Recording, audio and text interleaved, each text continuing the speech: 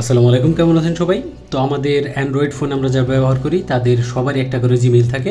আমাদের একের অধিকও ইমেল থাকে, যেমন কারো 2টা থাকে, 4টা থাকে, 5টা থাকে। কোনো সময় কোনো কারণে যদি আমরা মানে ওয়ান টাইম ব্যবহারের জন্য ইমেল ক্রিয়েট করি, অথবা জিমেইল মনে করেন যে আমাদের ফোনে অনেকগুলা, সেগুলো আমি ডিলিট করতে চাই, কিভাবে করব?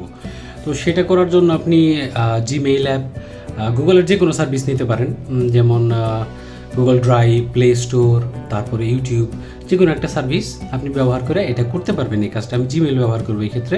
জিমেইলটা ওপেন করে নিলাম। জিমেইল ওপেন করে নেওয়ার পরে আপনার ইমেইলের প্রোফাইল পিকচারে ক্লিক করবেন, ঠিক আছে? তো ইমেইলের প্রোফাইল পিকচারে ক্লিক করার পর আপনি এইখানে দেখে নেবেন যে কোন ইমেইলটা আপনি এখান থেকে ডিলিট করতে চাচ্ছেন, ঠিক আছে?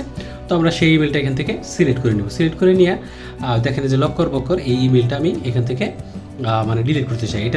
এটার মধ্যে ক্লিক করলাম। এটার মধ্যে ক্লিক করার পর আবার প্রোফাইল পিকচারে ক্লিক করলাম। তারপর আমরা নিচের দিকে আসলে এখানে ম্যানেজ অ্যাকাউন্ট অন ডিভাইস এরকম একটা অপশন দেখতে পারবো। তারপরে আমরা এখানে একটু নিচের দিকে আসবো, গুগল অপশনটা খুঁজে বের করবো। গুগল অপশনের মধ্যে ক্লিক করবো। তারপরে যত ইমেল আছে আপনার ফোনের মধ্যে সবগুলো দেখাবে।